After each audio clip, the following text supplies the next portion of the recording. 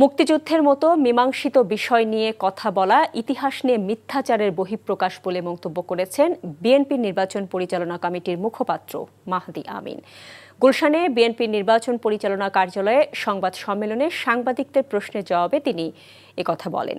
চট্টগ্রামে জামায়াতের আমিরের বক্তব্য প্রসঙ্গে মাহদি আমিন বলেন, যে দল মুক্তিযুদ্ধের বিপক্ষে অবস্থান নিয়েছে তাদের নেতা এখন ইতিহাস বিকৃত করছেন।